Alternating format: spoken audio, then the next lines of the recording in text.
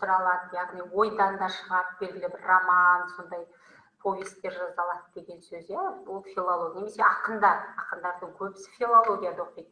Олар деген, яғни шынайы өмірді олар қияли өмірмен ұштастырып туынды жасайды, шығармашылық туынды жасайды. Ал біз журналистер, біз тек қана фактімен жұмыс жасаймыз, өмірде не болып жатыр, қоғамда не болып жатыр, тек қана соны насихаттаймыз, соны газет бетінде жариялайтын боламыз. Сондықтан да журналист болғыңыз келсе, мен ойлаймын, ең бастысы айналаңызда болып жатқан кез келген нәрсеге бейқам қарауға болмайды. Яғни барлығынан хабардар болып отыру керек адам. Мысалы үшін сіз Балқаштың өзінде қазір кезде ең керемет өзекті проблема болса, соны білуіңіз керек. Яғни халыққа қай проблеманы шешсе, сол дұрыс сұрақ болады. Яғни сіз журналист болғыңыз келсе, өзіңіздің халқыңыздың, өзіңіздің қасыңызда өмір сүріп жатқан адамдардың мұң-мұқтажын көре білуіңіз керек, және соны ести білуіңіз керек.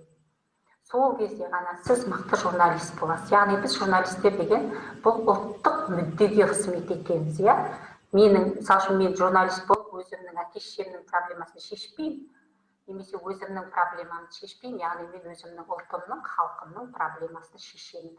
Шешу дегенде мен оны билікке айтып отырамын, министрлерге, президентке жеткіземін халықтың барлық мұқтажын. Сосын сол мәселенің шешілуіне ықпал ете білуім керек. Сол кезде мен ойлаймын, мен мықты журналист бола аламын деп. Саламатсыз, сізге қояр сұрағым, сіз өзіңіздің журналистикалық жолыңызда қандай қиындықтарды кездестірдіңіз? Мен журналистикада бәсеке өте күшті. Журналистикада, мысалы үшін сіз егер де газет журналда істесеңіз, міндетті түрде жазу стиліңіз өте мықты даму керек. Үнемі жазып отыру керек. Мысалы үшін мен мектептен бастап күнделік жазған адаммын, әлі күнге шейін күнделік жазамын.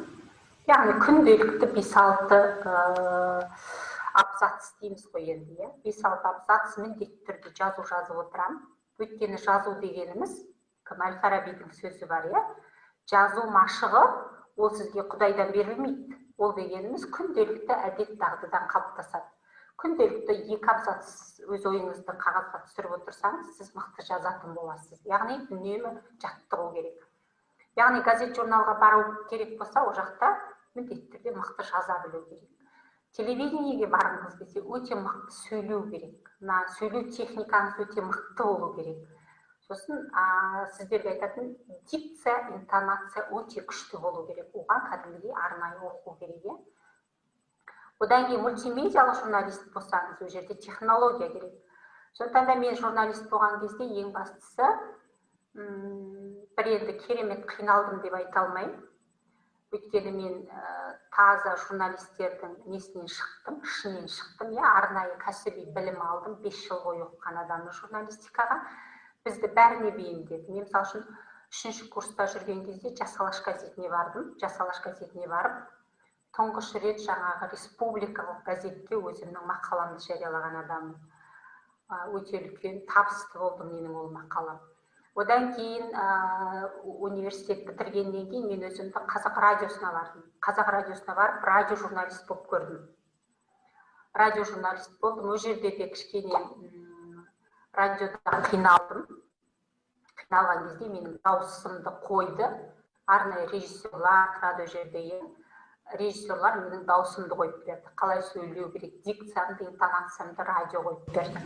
Сондықтан, яғни одан кейін телевидениеге бардым. Телевидениеге барған кезде енді ол жерде кішкене телевидениенің бір қиындығы бар. Сіздің өз қолыңыздан ештеңе жұмысты сіз жалғыз істемейсіз. Сізге міндетті түрде оператор керек, сізге міндетті түрде монтажер керек, сізге міндетті түрде режиссер керек. Яғни сіз технологияға тәуелді болып қаласыз.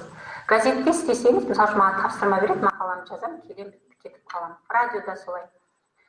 Диктофонымды ұстап алам, барам, сұхбат алып келем, болды, монтаж жасаймын, тез беріп кетемін. Телевидениеде олай емес, операторға кәдімгідей үлкен талас жүреді. Мысалы үшін барлығымыз операторға таласамыз, сен маған қажет деген сияқты. Сондықтан телевидениенің өз қиындықтары бар. содан кейін мен барлығын көрдім. Содан кейін менің жаңағы ғылыми жетекшім деп отқан Намазгүл ағай мені университетке шақырды қайтадан. Неге? Ұлттық университетке. Орынтай, сен кел, сен мықты ұстаз бола аласың, сен өте жақсы сөйлейсің, өте жақсы студенттермен тіл табысасың деп жетекшім мені шақырды. Содан кейін мен өзімнің Әл-Фараби атындағы Қазақ ұлттық университетін бітірдім. Бітіргеннен кейін бір жылдан кейін қайтадан өзімнің университетіме барып сол жерде оқытушы болып қызмет атқардым. Бірақ енді мен қазір кезде журналист емеспін деп айта алмаймын. Мен ай сайын публицистикалық мақалалар жазып отырамын, міндетті түрде. Айқынға, Егемен Қазақстанға өте журналист ретінде мақала жазып отырамын. Өйткені мен өте қатты жақсы көремін жазғанды. Одан телерадиолардан жиі шығып тұрамын, олардан барып сұхбаттар беремін деген сияқты. Осындай, сондықтан да журналистиканың өз қиындығы бар, бірақ мен ойлаймын, кез келген мамандықтың өз қиындығы бар. Бірақ адам ешқашан да қиындықтан қорықпау керек. Кез келген жерге барып өзін көру керек. Мен мысалы